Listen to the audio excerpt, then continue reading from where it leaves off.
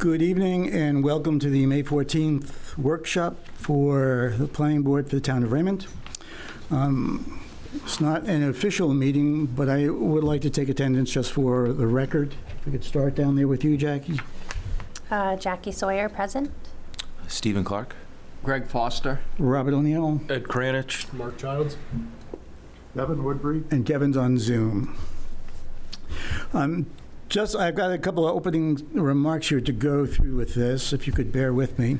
The board will be taking no action tonight, so there's, which is the reason for our workshop. So no action on either the short-term rentals or the cannabis proposed changes.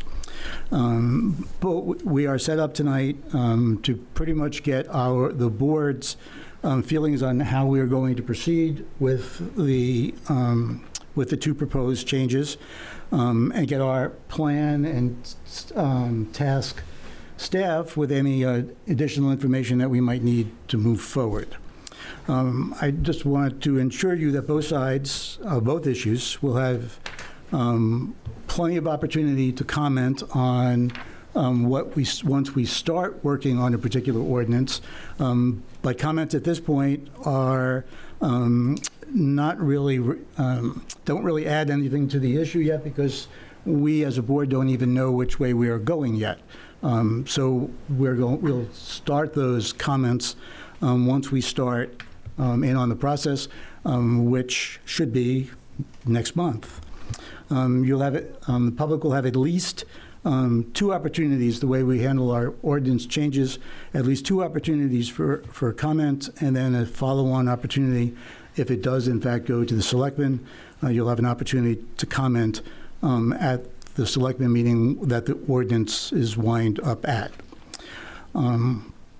Just to give you an idea of ordinance proposals and timelines so that you know where we're going, as the board has worked on proposals in the past, it usually takes about 4 to 5 months before we wind up with a legal reviewed ordinance that is set for its final public hearing and its pass to the selectmen.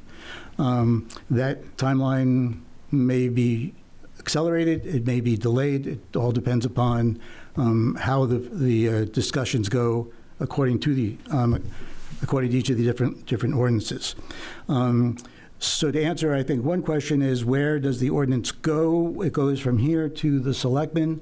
Our ordinances for this town meeting have already been completed and been passed, and warrants have already been set. Any work that we do on these ordinances would normally not be passed to the selectmen until 11 months from now or 10 months from now, when we would pass the ordinances for the next town meeting. What I would propose doing, and obviously will be up to the board, we could pass them earlier once they are completed at our level to the selectmen, and then the selectmen can decide whether or not they want to hold them for the town meeting or whether or not they want to have a special town meeting to act on those ordinances. But that is their decision and not ours. Just both as a reminder to the board and to everybody else, we are bound legally not to discuss what is being reviewed by the board with members of the community or amongst ourselves outside of a public hearing or a public workshop where everybody knows what's being discussed. So if you are, we're not trying to be rude or ignore you, but it is a legal obligation of ours not to enter into conversations with actually anyone, either outside of the board. And lastly, emails. I know that there are we have gotten some emails already in on both the topics. I think that's great. I would encourage you to send those emails to us, send them to Sandy. Sandy will acknowledge those emails, but as I have previously said, you will not get a response from us concerning those emails. What you will see is that they will appear, or they will be referenced on our next agenda item under the correspondence section, so that you know that we have received them and that we have read them, and they will be part then of the official record as we move forward. So tonight's goal is to take a look at both, to take a look at proposed ordinances, to see where we want to go as far as proceeding with them, whether or not we want to work with those that have been submitted, whether or not we want to start from scratch, and then to proceed on a timeline as to whether or not we want to tackle both of these at the same time, or whether we want to do them in sequence. We do have a project coming up for the next planning board meeting that'll take up some time, and we would like to kind of both do it expeditiously, but also in accordance with how we normally review our ordinances. Okay, thank you. Hopefully I didn't put anybody asleep. That's the intro. So, to open with, I guess my first question would be to the board, would be, do you want to proceed concurrently with these as we go through with public hearings, or do you think it would be better to do them sequentially, take one, and then, because we normally have some outside work that needs to get done, kind of delays us along the way, we can kind of stagger them and work them both at the same time, but work them like at every other meeting. And if you want to, I don't think we need an answer now, we could do that by the end of the meeting as we start discussing what we're going to do, but I think you keep in the back of your mind how we want to kind of move forward with them. What are we looking at as a completion with our work on these for next year's? Yeah, we would certainly, yes, definitely for next year. Okay. I would hope that we kind of can beat that timeline a little bit. Yeah. And then the selectmen can have the opportunity to decide what they want to do with it. Okay. I think just both sides would like to move and get resolution. Okay. So, what do you think there, Jason? No, what do you guys want to do? Do you want to work with the proposed ordinance? Yeah, first question. Do you want to work with those ordinances that were proposed? Do you want to start basically from scratch and give Brett some guidance as to start our ordinance? Which I think we could do on both of those tonight if you wanted to go that way. Any thoughts? Someone just jump in, I guess. Jump in, please. I'm fumbling I'm just through going to that. pick one of them because I read both of them. Yep. There's one to me that needs to be, in my opinion, scrapped and rewritten and referred to less of the license and more of a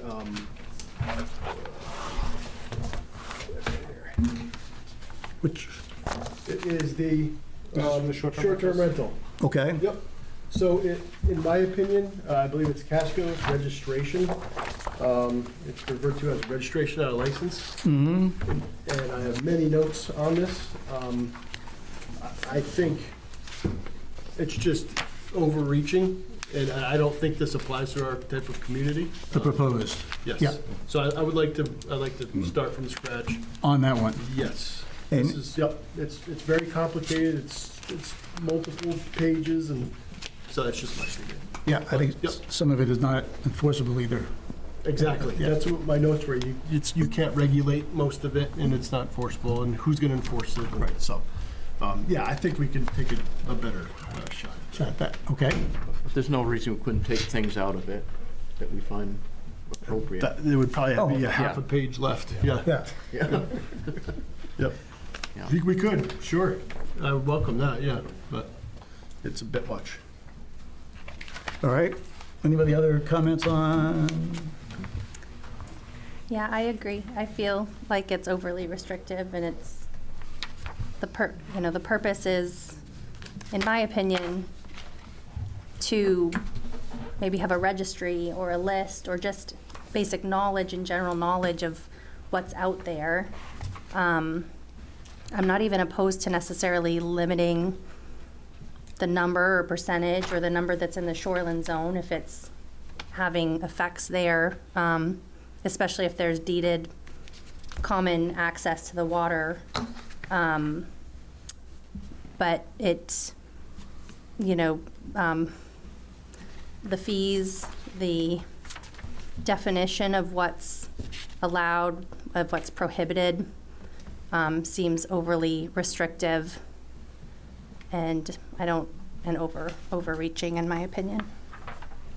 Something that's more basic and simple that would capture what's out there seems more realistic, in my opinion.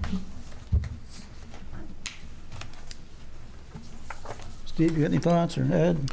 So this document that we have, with the red markups, Yes. is that the existing ordinance, or is this a proposed? That is the proposed ordinance that went to the selectmen, that was then passed to us.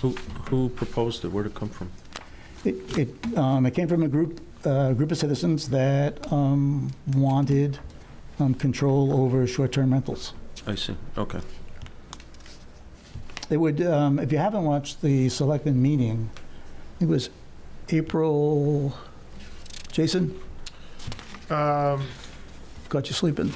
Yeah, 12th, was it? It was early, It was earlier. it was early April. 7th? Hey, Mike, do you know when that meeting was? The 10th? Thank you. I would watch the video of the April 10th selectmen meeting. It's about a half hour. Yeah, all right.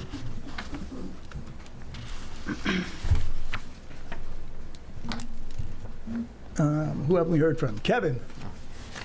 What are your thoughts up there on the big board?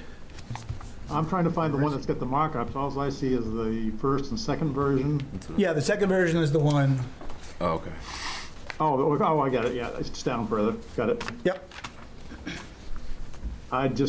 It's gonna be tough, that's all I gotta say. I don't know how you're gonna do any enforcement with this thing.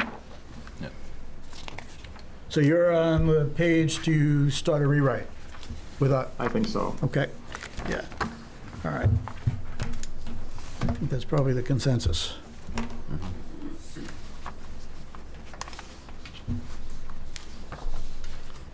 All right, well, while we're on it, why don't we continue working on it then? Everybody okay with kind of just working a little bit through it and tasking Brent with kind of starting a write-up? Mm-hmm. Okay. Who wants to go? Do you want to go right through it and pick out what we're certainly going to keep? Or do you want to not even do that? Or do you want to start with the towns, other towns, Casco, and That's what I would do. Yeah. I would start with Casco, then we'll pull this? absolutely. Okay. Registration application that goes with this ordinance. It covers a lot. It's brief. That's just where I'd like to start. Okay. Definitely. And we can, obviously, if we agree on some of these items, the proposed ordinance, we could move that over, but I think as far as a baseline goes, I think it's a good place to start. Okay, Falmouth looked pretty good, too. Yeah, oh, sure.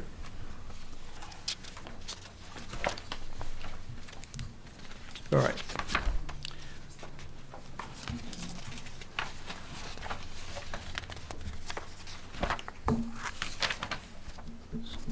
I think, everything kind of sums up under, where was this? That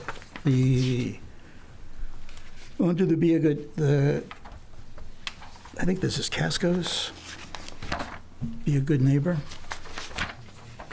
Yeah. Full disclosure, reason why I picked Casco's is because I really like the registration application.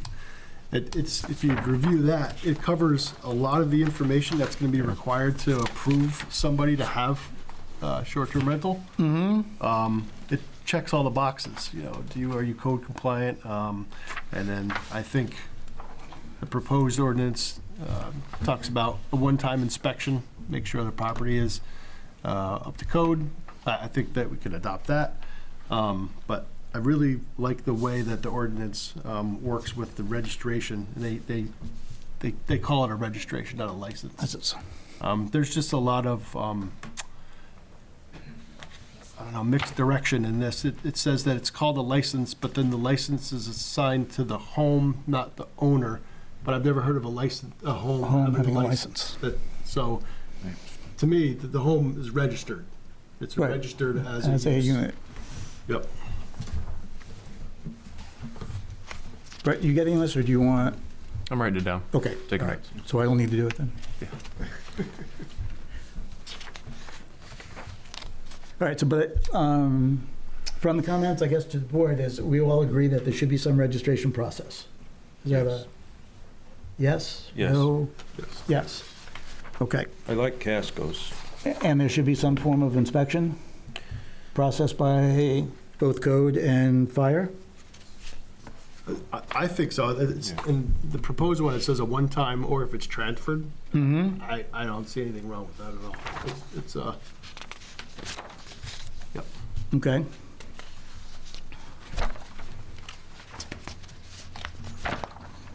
What about occupancy?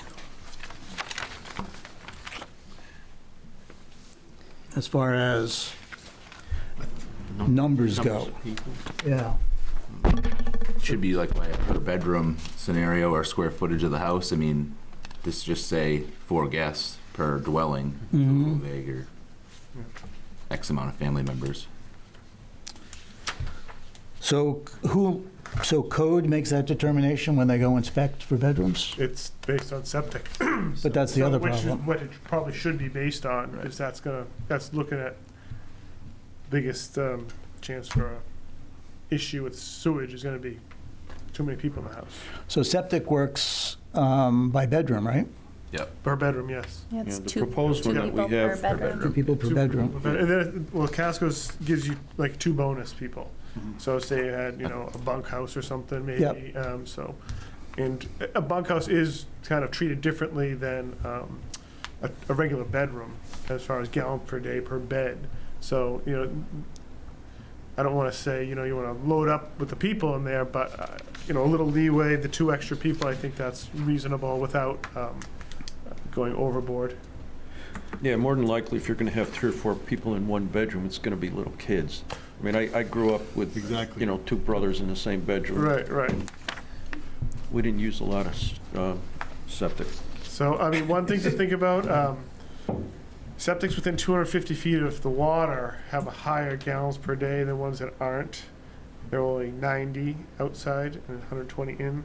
I don't know if that wants to weigh into the calculation at all, because, it probably shouldn't, Mhm. really think about it, because each one's based on still on bedrooms. Yeah.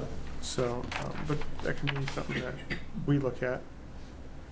But it's not going to have any impact on the number of, No, it's the same. Yes, right, It goes that on you- bedrooms, goes on bedrooms. yeah, so. So you could have 30 people there during the day, Right. right? And I guess my question is too, we're gonna limit the amount of people, and like if you have a bonus room that's full of beds where a group of families get together and all the kids sleep up there, how do we classify Yeah, that? and we're not gonna, knock on doors and be like, head count. So, voluntary compliance is obviously the best case scenario. But and that's why I think having the 2 extra, 2 per bedroom with 2 extra, I think that's reasonable, just from a code standpoint. Okay. What about the pump outs of the septic? Is that be in there? I thought about Shoreline that. zone is required every 5, I think. 5 years. is it? Yeah. So proof Yeah, in that registration process? I guess that That makes sense? I like that. Yeah. that makes Yeah. sense. Yep. I mean, it's good practice anyways. Absolutely. Exactly. Absolutely. Would that be part of the review process, the application that would? They'd probably have to, Check. provide like a receipt or. Well, that would be the town's responsibility to, correct, to make sure that the tank was pumped? Every 5 years. Yeah. I guess that would come down to, are they gonna have to re-register every year? Or is this gonna be a one-time registration? Oh, Right. good thought. Good question. I feel like a one-time registration would be more than satisfactory, to go back every year just to have your VRBO if you're only. Or maybe every 5 years and to line up with pumping. Yeah. that'd Yeah, be you- a 5-year renewal. Or else you could have a real small form, reduced form for yearly renewal. It wouldn't have to go into as much. Yeah, just some type of proof if you got your receipt from the pumping station, you're Yeah. just proving that you got it pumped. Yeah. Every 5 years. Or I think you're saying like a registration form, basically, you know, like $50 or something every year. Every 5 years, you gotta do the big one and then a reduced one or something like that. Is that what you're kind of? Yeah. Is that pumping, is that a requirement, an ordinance requirement? For shoreline. In shoreline? Yeah. Okay. It doesn't require an inspection, it's just a pump? No, but I mean, with some of these older camps, you know, some of the septic systems are 40 years old. Yeah. So if somebody registers one, I don't know if we want to put like, you know, if your septic system is more than so many years old, you need a site evaluator or someone to scope it and make sure it's functioning properly. Because there is a little bit of a, you know, you pump the tank, great, but we don't know if the fields, it might not be showing that it's not functioning properly, but we don't know what's going on under the ground. So if it's over a certain age, maybe you need an inspection. I don't know. I'm just kind of throwing that out there. No, that's a good idea. Yeah. Because Or maybe an inspection upon registration, like first time If it's over a certain registration. amount of age and when you register. I mean, systems can fail within the first Sure. few yeah. years. Right, you know, yeah, it's- so, there's no guarantee necessarily that because it's newer, it's yep, functioning properly. yep, sure. So maybe for the initial registration, provide us. There's a state form called Provide a a, inspection. HHE 400, I think is what it is, that, you know, is a state registered or official sort of inspection process. I don't know, maybe just getting those on file for the first, Yeah. for consistency and, And a lot of the homes, what, from 2000 plus, you're gonna have all that information anyway on file through the town, right? Their septic system, if it was a new build. Yeah, I mean, I've seen septic system applications from the 70s Yeah. that are still functioning. Yeah, oh yeah, it happens. Not every file is perfect, but every file should have a septic design in it. Yep.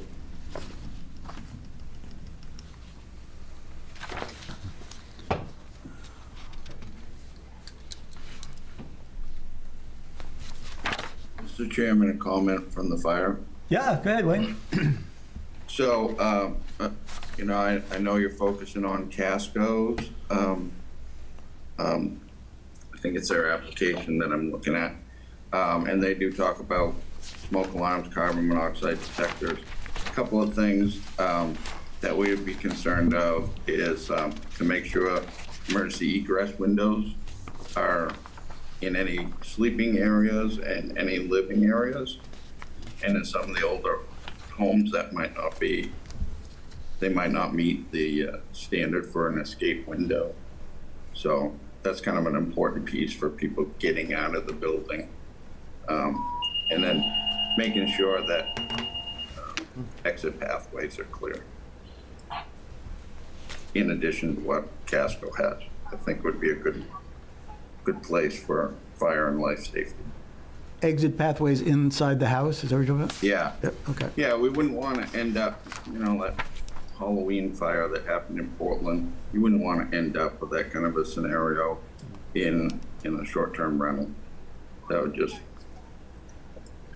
That'd be horrific. So that's why I bring that up. That was one of the issues with that fire is the exit pathways were blocked and had objects in the stairwells. So.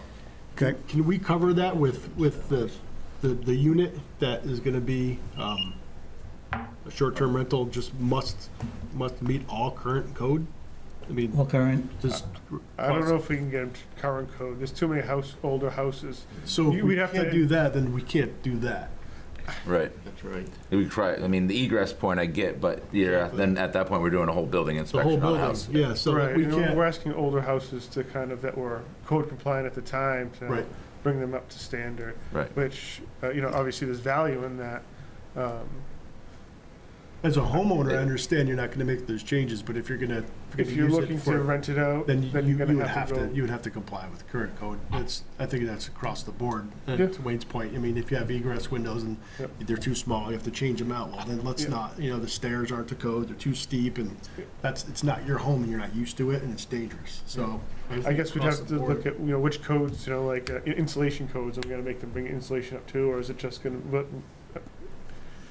when you say bring it up to current codes, it's gonna be difficult to parse, that because Yeah. it's, Yeah, I don't think we could just put a blanket, bring everything up to code. We'd probably got to name specific ones, Right. like you said, if we just, egress. if we just say egress windows, I think that Yeah. is more attainable, to give people a chance without having to retrofit their whole house with. Yeah, and I bring mean, it to- a lot of like vacation homes don't have the correct number of outlets, receptacles, so we don't want to get into having. to do Tamper-proof that. outlets. Well, I mean, It would be pages long. Yeah. it's, TFCI. Yeah. We'll stick with the egress only. The egress windows only. Yeah. Yep. Okay. What other stuff do we want to work in?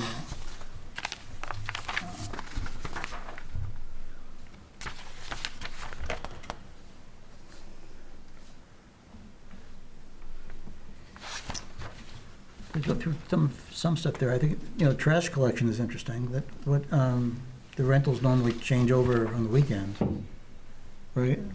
Oh, that's a good point, yeah. Trash isn't picked up on weekends. I mean, it's probably gonna come to the homeowner or the property owner. I think they're gonna have to be responsible. Yeah. For removing the trash. Yeah, unless they tell their tenant, renter, Put out the trash. trash is on Wednesday, but make sure it gets out.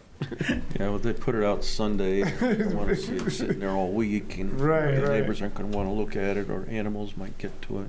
Yeah. Yeah, that'll have to fall on the owner, I think, to deal with trash in a, Yep. safe and healthy way. And I think that kind of almost would cover itself. I don't, because if somebody take a trash, neighbors start complaining, I think there's already kind of, Would a small dumpster be an option? some properties are so small, you Some couldn't even places. fit a dumpster. Or if they're already in an HOA, you can't just have the dumpster sitting anywhere, so Yeah. it might Right. make it a Yeah. little difficult. I mean, you could, I guess, make a provision that, you need to provide somewhere where the trash can be stored that's, out of sight and not, just sitting on the road. Yeah, garage or a little shed. Just kind of Mhm. say, it has to be out of sight. That's- You Yeah. figure it out. Yeah, and in a Yeah, as long as container. it complies with Right. the ordinance that we have. I mean, can't put the trash out a week before, or, Yeah. 3 days Right. before the trash trucks are coming. Yeah, I think a lot of this falls on the owner. I think it just overreaches where it seems like this proposed ordinance, it's almost like it's governing like a zoo. It's like these people are gonna be wild, and they're just people. I went away. I wasn't here last month because I went to the Masters with a couple buddies. Mm-hmm. VRBO, a house right in Augusta. It was fantastic. Used the home, cleaned dishes, left. It's perfect. We weren't wild. We're 50-year-old men. We're not gonna, So I just think that a lot of this can be not regulated as much, and it's up to the owner. That's the owner's home. They're gonna take pride in it. They're gonna make sure trash is not on the front yard.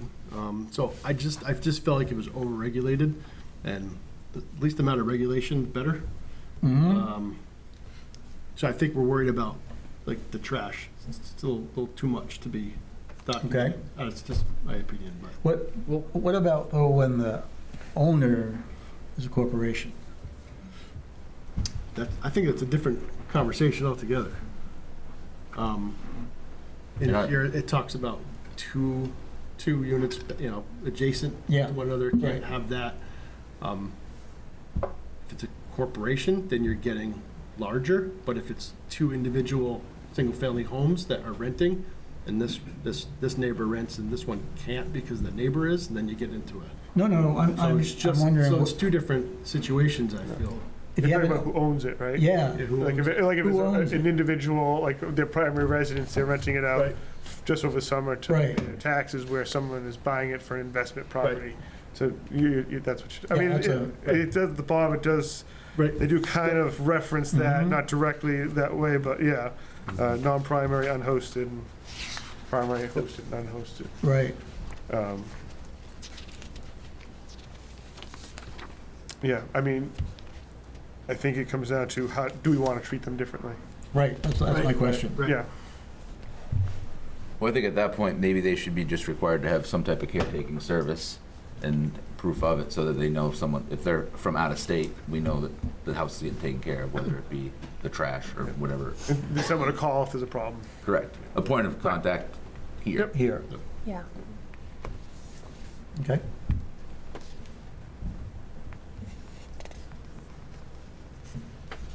If they're a corporation and they're out of state, likely they have a property management company here that's dealing with the turnover and Mhm. property maintenance and everything, so collecting that full set of information on contacts, I think would be good. Who's going to keep those records? Will the town keep those records? Yeah, I imagine, Will it be on the application? I mean, we could definitely keep it in the property file. I mean, that would be for what we have existing, the registration would be in the property file. Whether we kind of create a different system to hold that, like, I guess it could be as simple as a file cabinet Yeah. and keep track of it that way. Because, to your point, Jack, I was just wondering that if if I see something that I am not comfortable with, or something I know that is wrong, it's an out of town, there may be a point of contact, but how do I know who that point of contact is? Well, I would think that it would come in the form of a complaint to code enforcement. Yep. And then if the town has records of the registered properties that are short-term rentals, they should have Be linked. contact information for either the owner or a property management Manager. company. So- that- I mean, maybe even have something as a spreadsheet on the website of all registered Airbnbs in town. Well, that's not a bad idea. I think keeping it in a spreadsheet, something that you could also kind of report on, that you could filter, you could sort and think, okay, how many of these properties are owned by people outside of the state? How many properties are actually being run by people that live here? I think there's a sense that it's all these out-of-state buyers that are buying up these houses and renting them out. But I guarantee you, there's a lot of people that live here that do that as well, And I think it's good to have that information so we can, answer questions. We can figure out who is it that's running these, and, where are the problems coming from? Is it coming from the people that live here and rent out their home on occasion, or their, little property that they invested in, or are the problems coming from, other sources?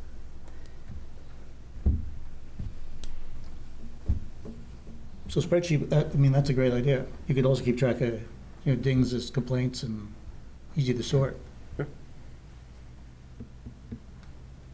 So as we go through this, one of the things that was on the proposed was how much to charge for this. And I think that it should cover the town's costs. Right. That's generally the goal. Yeah, Yeah. right. So, for that figure, and I don't want to pull it out of the hat, but that figure should come from somebody who knows how much time it's going to take. Yeah, we don't know how many of these are gonna be. Exactly. There's a lot of unknowns. Right. And a lot of this comes down to, there will be some unregistered ones that obviously operate. There's gonna be Yep. no way to, unless we start going on Airbnb and trying to book them ourselves. Yeah, And Wayne, you would need to be involved in that cost structure as well. Yes. yeah. Okay. All right, what other thoughts? So I Kevin, you guess- got anything up there you want to talk about? No, you guys are going in the right direction. I think keeping it simple, and as we start, make it as simple as possible. And then if there are issues, year one, year two, then you maybe want to advise those into the documents and the ordinance as we go. I thought the same thing, Kevin. I feel the same way. I went a little too far and set a moratorium on the whole thing to see what happens, but I agree with Kevin that after a year, reevaluate and see if there's any complaints, any issues that are logged. The sheriff's department have to respond to anything and kind of go from there. You mean set up a process now? Or, Yeah, after a year or so. just to and see. then we, like any ordinance though, we review, Sunset kind of Yeah, thing. right? exactly. And that would also help with restructuring the price if in fact it gets too But high or too low. All right? So I guess what I'm hearing is it would be a process for the codes to inspect. It wouldn't be like an application coming before the planning board. Oh, The definitely not. short-term rentals, right? Yeah. It'd all be administrative, code office, that kind of thing. And then I guess I have a question in terms of enforcement. If there are a lot of complaints, let's say there's one single property where there are several, would the code office have the authority to elect to not renew that registration if it's 5 years based on septic pumping out? Or is that something that is just, would it be a notice of violation for like each individual time if there's noise complaints? I guess I just have That's a great question. questions on the enforcement, the direction of the board, Right. their thoughts on it. Well, the answer to the first part of that, I think it's going to be a legal question as to whether or not the town can even stop it. Right? I mean, you get a lot of complaints, but can we tell someone how they can or cannot use the property? Right. I guess Jim would have to answer that for us. Or, is Phil? Jim our legal Phil. guy now? Phil, well, Phil. Phil or maybe Phil. Brady, I'm not sure who will be, Yeah, okay, Mhm. probably Phil. yeah. So we probably should run that just by Phil, Yeah. as we start out in here. Yeah, that could be included in the yearly renewal process. You can note that there've been X number of Yeah, complaints. 3 and- strikes and you're out or something like that. Yeah, and we'd have to give them an option for a hearing or, a meeting to. I mean, there's already penalties if your septic is failing, so I don't know if we have to like pile on there. No, Maybe we could just use it as that's a ding, but not necessarily I mean, like, its own violation. good neighbor clauses where, I've seen it near where I live where, a bunch of young guys rent a place and raise hell and have big bonfires at night. And, the neighbors get annoyed. So, I mean, I think neighbors have called on this rental. So, that's got to be noted if a rental is having that issue regularly. Mhm. I think there probably should be a degree of proof, just like any violation as well, just in case there's a neighbor that's upset that Right. neighbor just happened to has the short-term rental and they just, if it's purely complaint-based, Yeah. they should be able to have to prove No, it. if the police come or the fire department comes to put out the Yeah. the bonfire that's bigger than is allowed now without a permit. Yep. Would there be any sort of, penalty for non-registration if they, if it's discovered that there's a property that's being used as a short-term rental and they haven't registered with the town, or? I guess that would depend on how the, how the ordinance is worded. If you say it's mandatory and these are the and then add a penalty in there if you're found to be, unregistered. And I think that would come down to, how. I feel like people probably aren't gonna volunteer to register if Exactly. they're not enticed to do so. Right. Agreed. Yep, so did that, Yeah, no, I You got that understand the down? question. Okay. Thank you, yeah. and I doubt we need to run that one by Phil. I think that's pretty much within the town's No, prerogative. yeah, I think that makes sense. I think it could be a good resource too, just for like, people looking to buy a home and thinking, okay, I'm looking for a really quiet neighborhood. They could come to the town and say, are there any short-term rentals? Are any of the properties on this road being used for short-term rental? It gives them at least another piece of information that they could do for their due diligence when Cool. they're buying.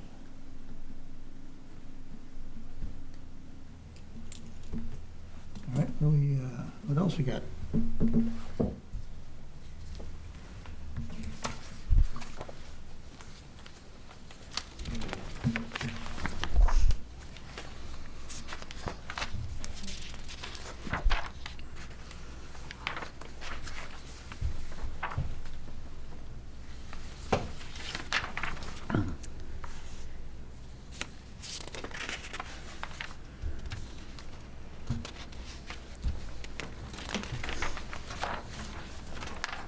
How are you going, how are we going to define short-term rentals? I was just thinking that. I mean, obviously, they have definitions here.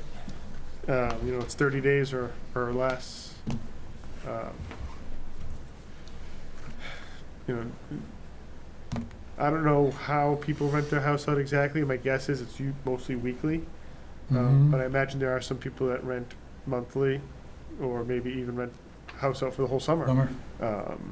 Which would then fall in a different category. And I don't know if I would consider that one a short-term rental if someone was for the whole summer, personally.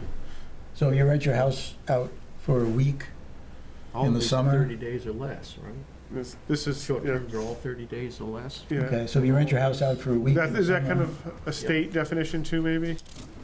It may be a state definition too, Maybe. I know Casco's has that 30-day thing. One project that I've been kind of working on the side is looking through all these ordinances and their definition sections and compiling them all. That way we have a comprehensive list of like how each town defines it, if there's any similarities or differences. So I'd be happy to send this document over to you guys as well. That way we can kind of, maybe it's like a menu type option where, yeah, we like Casco's or we like Capes or like that kind of thing. For the definition? For the definitions, Okay. at least that way, if there's, no need to reinvent the wheel, or if we want to do a mix of a definition as well. But I'd be happy to send that over to you folks. Okay. Yeah, that's good. Sounds good. Are they mostly consistent? Well, that's a great question. Like some folks have different terms, but the same definition, if that makes sense. Like it's like registration versus like registration record versus like license versus like some of it's similar. It's all very, very similar. So, but at least, like Casco, Falmouth, Freeport, they all have a definition of short-term rental. Now the definition itself is different, but at least that same verbiage is consistent. So who is required to register? If you rent for a week, do you need to register? You rent for a month? If you rent for out 4 weeks, are you required to register? How do we, You mean the person that's renting? yeah, The owner, yeah. Mhm. Or the owner, yeah. The owner. Right. The owner, sure. the owner, does he, for any rental? Yeah, for a calendar year, I would think. One registration, the unit is being used as a short-term rental, and that's. At any time? So if just one week out of the year, we'll, Yeah, once a year you register, you say, I'm still a short-term rental, and then next year, I know we said 5 years, but every year is kind of register again, like, yep, just kind of re-up, whatever. that's what I imagine. Yeah, I'm curious, because otherwise there would really be no way, Right. right? Everybody would only be renting for a week. Right. It's gonna be hard to pin that down, It's my brother and his family were using my house for a week, and is that a short-term rental? You could claim that's what's going on, that it's a friend visiting. Yeah, Mhm. to be perfectly honest, just as people just know the behavior of people, if somebody's gonna rent their house out just for 1 week out of the year, I can't see them Yeah, bothering. Right. And I to be honest, I agree. don't think I would Yeah. either. But if they're looking they're at all, like advertising. 9 weeks out of the summer, that's their plan. I think I think we might need to find a way to incentivize them to say, it's worth doing, and I'm not sure how to do that. But I'd like to try and see if that's possible. Well, we have it on there, even 1 week counts, and you got to do it, you have something, Yep. if something's wrong. you I have mean, something. if we have on our website a spreadsheet of Airbnbs, it's almost like free advertising. People can come along and go, oh, look at, these are the houses I can rent, and I know which ones are have a ding and which ones don't. What, yeah, what are we, we're allowed to do that? No. Yeah. No, but if there is something that shows the short-term rentals in town, Right. in essence, what we're doing is we're Okay. showing people Yeah, short-term rentals in town. Yeah, I think the difference between, having your family come to stay or letting your family stay, or renting to your family or family friends is you probably don't have like a lease agreement or some sort of a, document in place Exchange with the of money. terms of the exactly right. rental. Whereas if you're renting it to somebody you don't know, obviously you would have some sort of, something in place. Any type of business transaction. Mhm. If the home takes temporary ownership through a business transaction, then it needs to be registered. Yeah. Nobody should tell you what to do with your own home. If you want your family to stay there for a month, Oh, yeah, by all means. absolutely. But if it's a business transaction, and then to Wayne's point, then you get into different safety concerns. You have to make sure that the house is safe for people to occupy it, if they're not regular residents. I think if it's family, it's different. The stairs are steep and something happens, I'm sure that there's some, Yeah. some. I agree. I think you gotta get into, if somebody's renting something like that, they have a certain level of expectation that it's safe. Exactly. Yeah. Right. And I honestly have never used Airbnb. Do you sign a contract with Airbnb and Mhm. security deposit and all that stuff? Yep.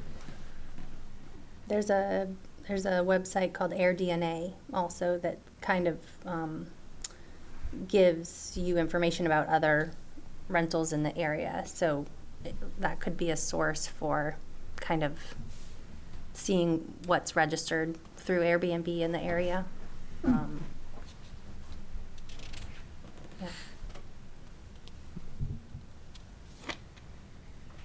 Brett, what else are you thinking, what are we missing that you've run across?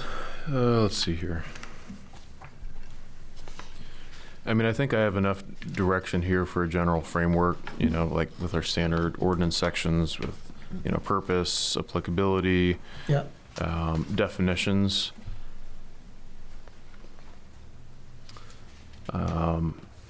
I think that there's some good examples here to kind of include if you want some just baseline requirements as well. We talked about the year or 5-year, whichever one we want to decide on. Right. Renewal, the septic information. I think another thing that'll help too is, since it's an administrative process, with Jason and Chris and Wayne getting involved in that review of the application as well, I think that'll help. Just kind of flesh out those problems up front. My other question is too, do we want to differentiate at all between owner-occupied rental properties and non-owner occupied? Yeah, that differentiation is on the Casco form. Mm-hmm. I think it's good to have, they have those 3 choices. So I think I they agree with it. That's the next thing actually I was gonna bring up is the exclusions. I actually like this in the proposed ordinance that we reviewed. I do like the exclusions of motels, hotels, bed and breakfast inns, long-term rentals, traditional rental residences, and campgrounds. And I sort of circled bed and breakfast inns because that is owner-occupied short-term rental. But in the, I believe it's the Casco definition or it's their ordinance, it says that the owner of an owner-occupied short-term rental cannot prepare food and serve it to the guests. I know it's getting into the minutia, but that's what defines bed and breakfast inn, and I like that. that's a good idea, okay, Because you can serve food. right. So I like these exclusions. I like this, you shouldn't have to apply for, or have a registration, if you're one of those. So I'd like to pull that in though. That's, makes sense.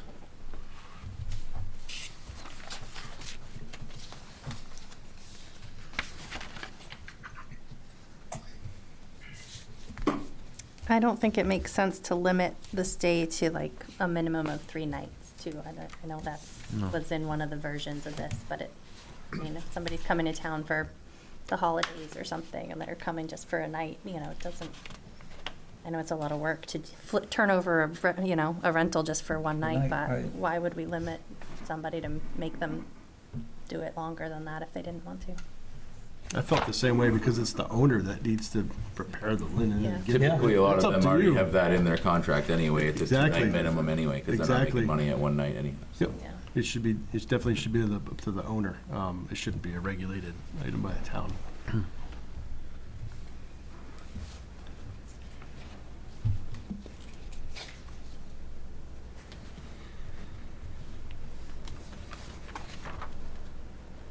So if we think about, what has gone on for a long time, the rental of camps along the lakes, what is this, how does this impact?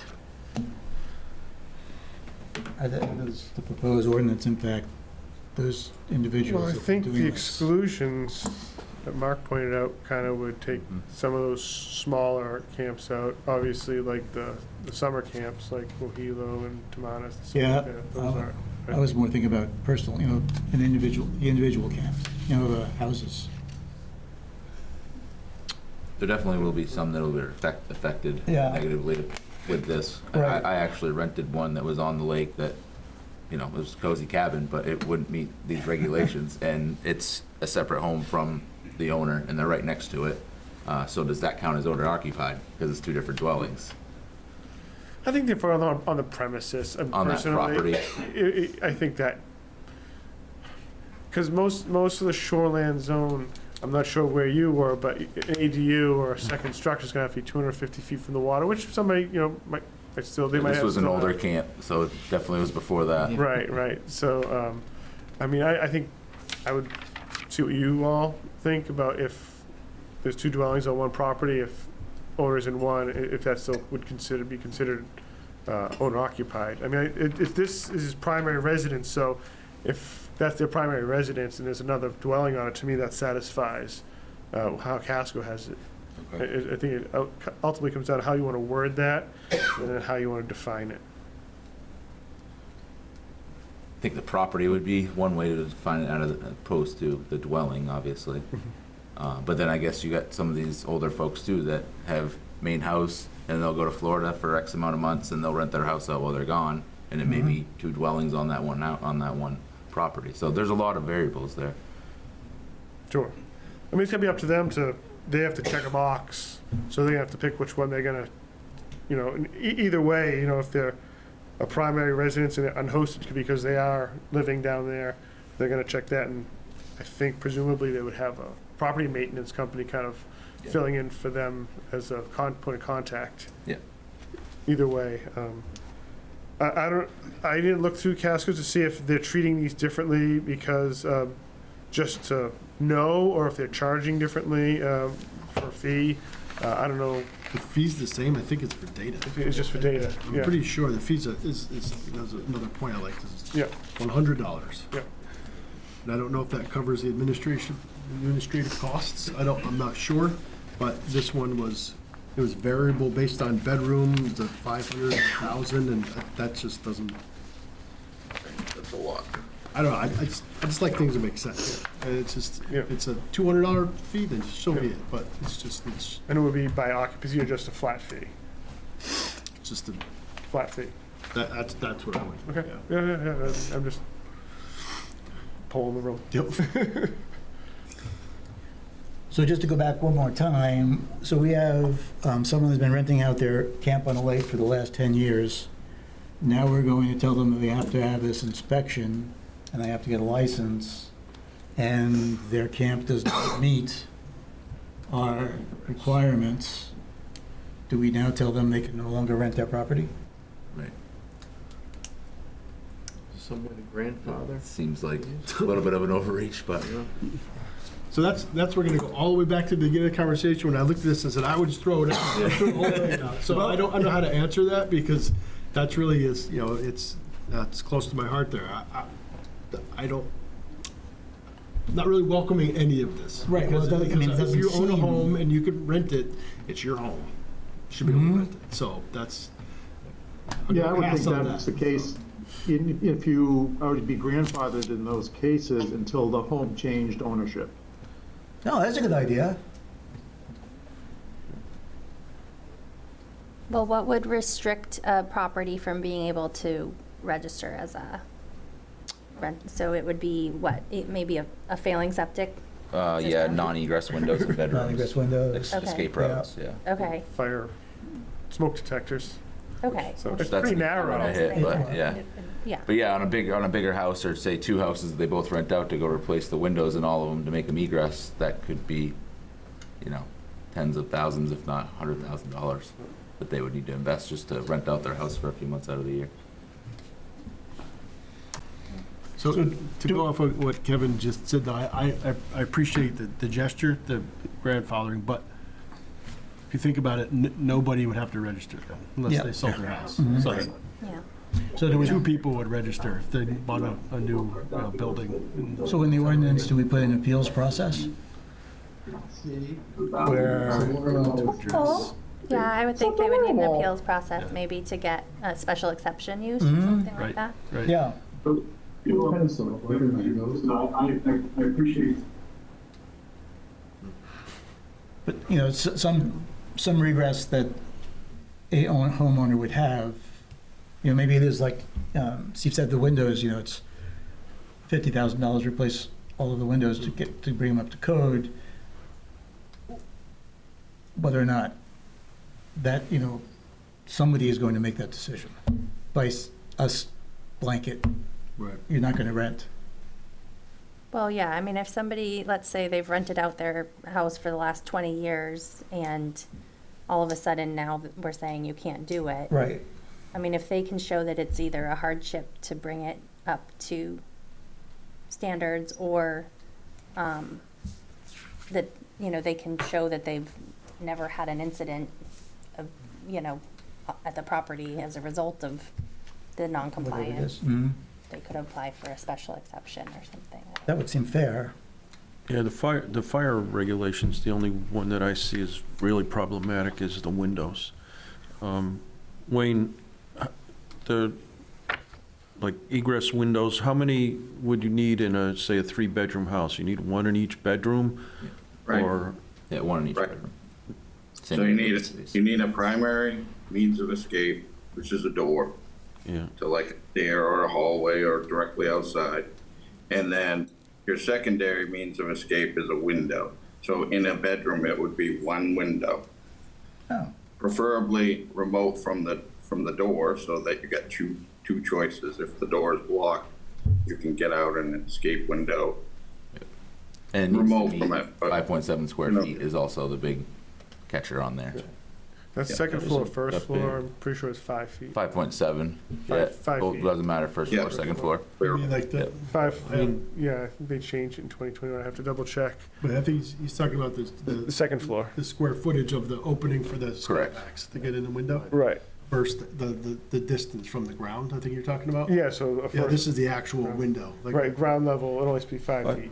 Oh, I see what you're saying, okay. Yeah. So the 5 square feet at what, 4 feet, 5 feet, you're saying? Yeah, first floor, so. with the- That's not very, life it's safety. not very big. Huh? Right. You know, 2x3 I window. don't know if it's life safety, And that's, the new code. I mean, that's almost going to be in every bedroom, I would think. Oh, it's a window. Yeah. I would think so. So, yeah. Okay. But how are current non-conforming camps that are rented handled now?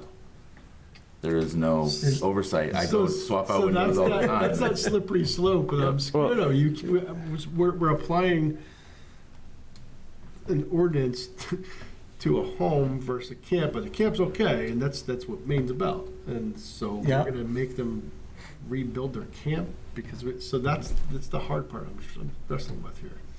I don't know how to apply it to some, but not That's others. others. Wayne, would a standard double hung window qualify as safe egress? I mean, you throw it up and it's 2x3 at least.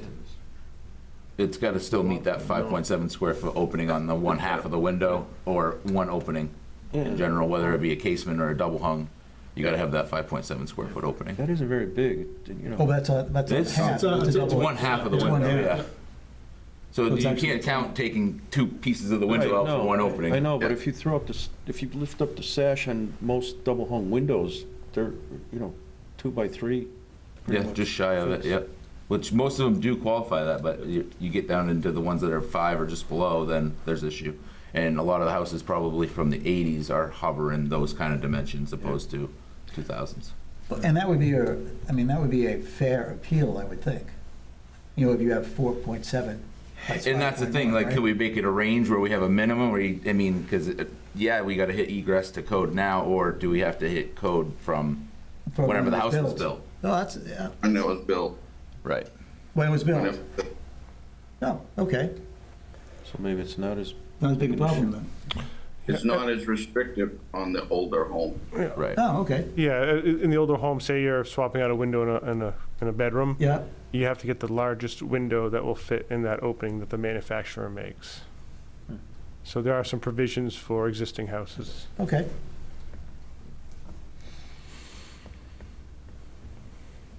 Any other thoughts? We task Brett to go right.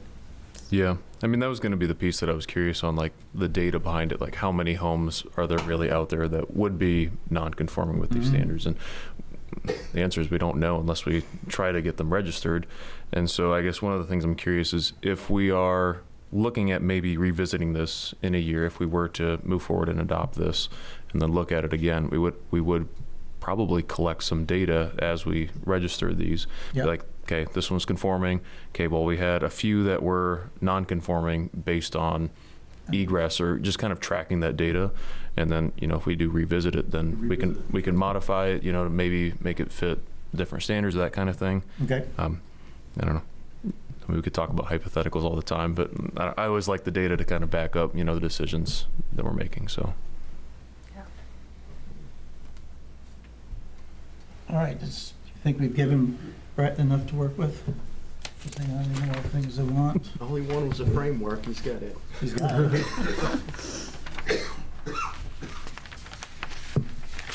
So my normal question at this time is, how long is it going to take you to put all that together?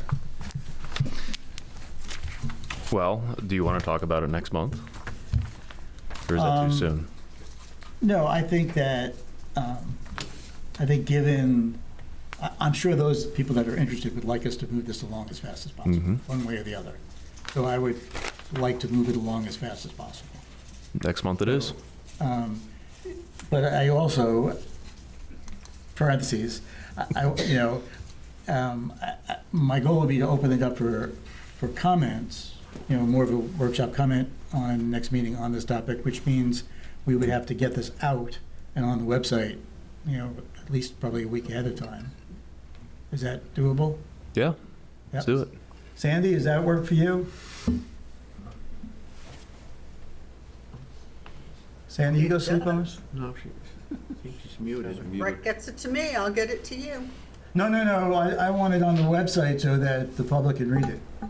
Right, once I get it, I can send it to you guys and put it on the website all at the same time. Okay, perfect. All right. Let's do it. Everybody okay with that? Everyone's good? Kevin, you okay? I'm good with that. All right. It's still kind of early. You want to just slip over to the marijuana one for while we're all here? And Yep.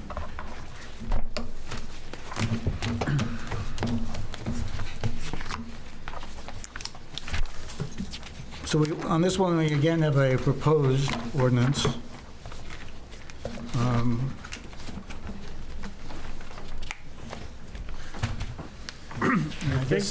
I think before we go too far with this one, Yeah. I reached out to Vern Malik. He showed up to a select board meeting to address some of this because a lot of this came out of a complaint. And I'm just trying to get guidance from him since Raymond didn't opt into the marijuana regulation. Right. I'm trying to find out what we can and can't do since we're not opted in to regulate. Whether we can just kind of either just make a small standalone ordinance that deals with it. If we do something big and comprehensive, I'm not sure. We don't want to accidentally opt into anything here. Right. So he didn't get back to me yet, but I think maybe that might be best just to kind of feel how far I want to go and maybe just kind of come up with type of hypotheticals that I can ask him, hey, listen, Vern, this is kind of what we're thinking about. can we do this without opting in, or are we kind of left out to dry and can't do anything without opting in? Does that make sense? Does make sense. I was kind of curious though, of the pictures and all that came, I mean, doesn't it seem like it's more of a commercial than a, and So if it's commercial, it's not, It's a home occupation. It's supposed to be within the building, but you know, they've been doing this for a while, so I'm not sure if they're grandfathered in. This goes back way back, because I think they existed before Raymond had a choice to opt in or out. Right. I'm not sure. but are those two poly tents filled with plants? I don't. I mean, that's what I not right now. I doubt it. Well, yeah. No, but I'm just, I mean, just approaching it from what the ordinance that we already have in place. It would, I mean, if in fact it's a commercial activity, growing cannabis, it should be then just licensed as a commercial activity, regardless of what it is. If you're selling cut flowers out of 4 poly tents, right, and you're selling them commercially, isn't that a commercial operation that would not be Yeah, I guess if zoned properly? if somebody had a little nursery, a home occupation nursery, Yeah. I don't know, because some people have home occupations in there doing other agricultural stuff. But not selling it. Well, I'm not sure. Well, but I mean, well, it certainly can't, I mean, this cannot, I mean, if in fact this is, it's true, Yeah. there's 2 poly tents filled with plants, they're certainly not using it themselves. No, I mean, no, 'cause, I mean, they're registered caregivers. Oh, yeah. They are registered caregivers. Yes. Okay, but even in the opt-out, I thought we had guidance on how many plants that could be grown for regular caregivers. Yeah, per person. Yeah, per person. Patient, Right. yeah, there is. Right, and, So- and we don't regulate, you know, we're not, I think the state regulates them. Right? Yeah, they have a So department. We for have to that. follow the state I think rules. that's very well. So it's, because our ordinance, none of our ordinances really, you know, they touch on commercial stuff, but, you know, there's daycares that have part of their operation outside too, and Mhm. they're a commercial operation as well. Good point. So it's a tough question, Okay, because it doesn't fall into a category nicely.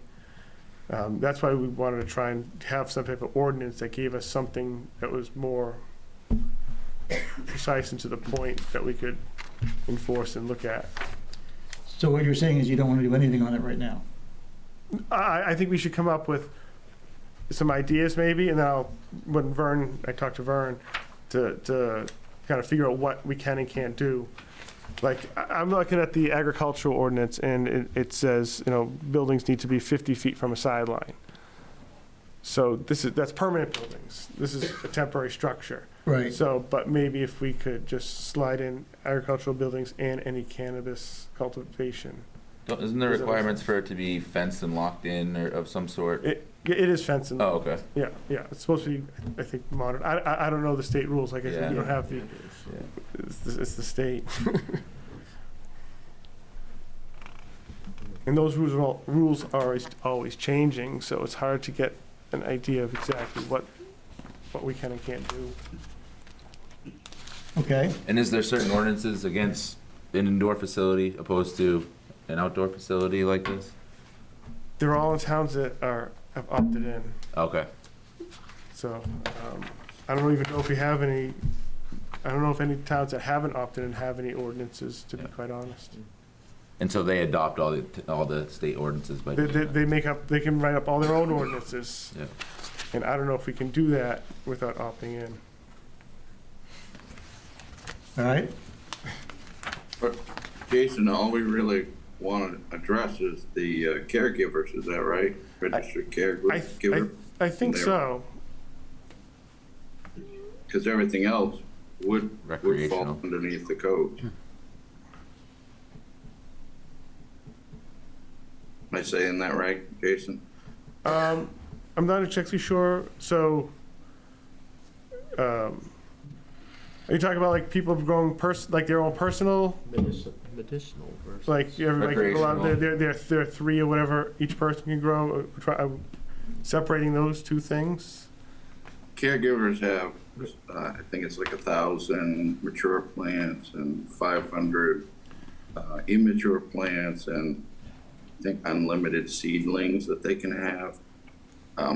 That falls under the caregiver part of the law. I believe that's what's in there.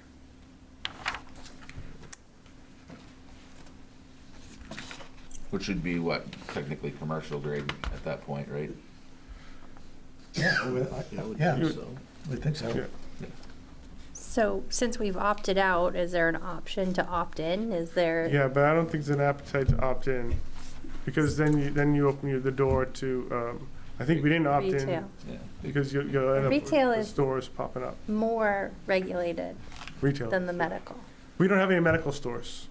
The two that are here existed before, I think it's December 1st, 2018. Okay. And that's when the towns had to start deciding opt in or opt out, so they were grandfathered.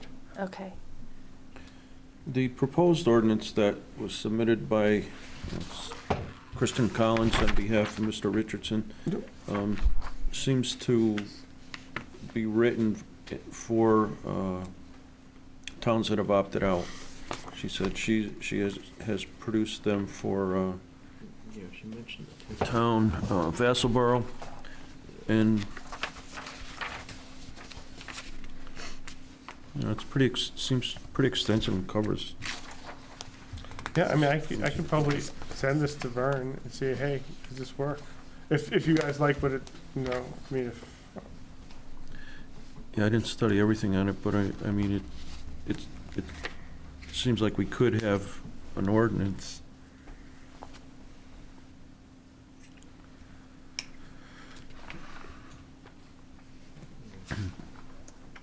Yeah, I think it seemed pretty good, actually. Yeah. Yeah.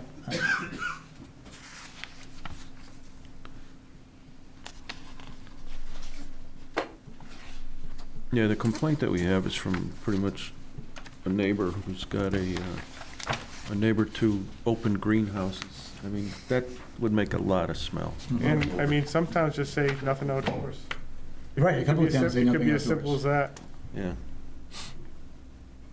Or suitable odor control, but I don't think you can control odor in a greenhouse. And plus, how do you, how do you measure it? My smell, sense exactly. of smell is Yep. terrible, so, And how are you gonna separate what the smells are? right. Right? When the lilies come up, they smell awfully nice, but whatever you don't like lilies. Next to the farm, I know there's some towns, too, I think like Portland have the, like that carbon scrubbing or like the can of filter type thing where they require that. That's for their indoor Yeah. Indoor facilities. facilities.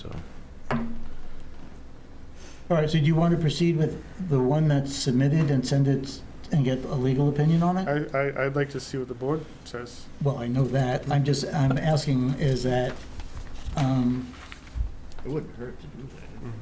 no, it wouldn't. I'm just, Yeah, it's good knowledge to have. I mean, even You if- can have a ordinance and in a town that has opted out, then I think it's a good good way to go. way to go. Good. I mean, at least a Of course. framework, and then if you want to go from there and say, we want to tweak this or that just a little bit. Yep. Yeah, we're not going to adapt it exactly the way it was given as a sample, but, If something As like a this is good to basis, go, yeah. yeah. Right. As a boilerplate. Does that sound like the way to go with the cannabis? Yep. Kevin, what do you think? I think it's a good start. All right. Who, you're going to send it to Phil? No, I want to talk to Vern at the state, just to make sure. Okay. If The it, the laws, things are always changing with the Yep. laws, so I just want to make sure everything, I don't want to accidentally opt in somehow. you would not be a happy camper. No. Okay. Comment from fire to the board. Yeah, go ahead. Fire. So, on marijuana, our adopted ordinances, in particular NFPA 1, does address marijuana facilities in particular. So we'd want to make sure facilities were in compliance with that. And that's more about,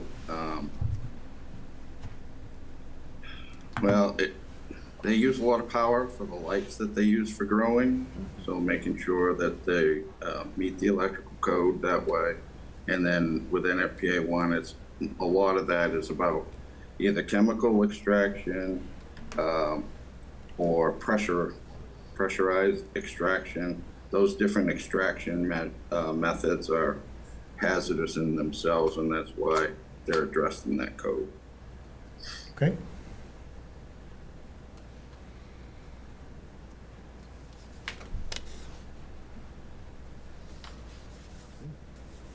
Anyone want to talk about their weekend plans or anything? Roll a couple fatties.